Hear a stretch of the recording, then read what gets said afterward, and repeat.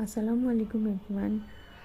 আজকে আমি আপনাদেরকে এক কালারের ব্লাউজের জিগজ্যাগ লম্বা সেলাইগুলো করে দেখাবো।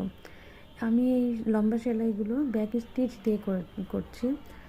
এই যে আমি প্রথমে ব্যাক স্টিচ দিয়ে শুরু করে নিয়েছি। আপনারা চাইলে এখানে নর্মাল রানিং স্টিচ কিংবা স্টিম স্টিচ কিংবা চেইন স্টিচ যে কোনোটা দিয়ে করতে পারবেন।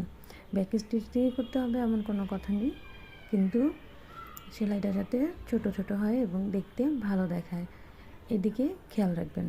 এই যে আমি শুরু করেছি, এভাবে সম্পূর্ণ লাইনগুলো আমি ব্যাক স্টিচ দিয়েই করে নিব।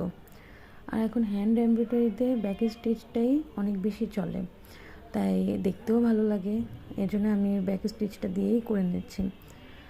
আর পুরোটা কমপ্লিট হলে আপনারাও দেখতে পারবেন ব্যাক স্টিচ দেওয়াতে ফুটেছে।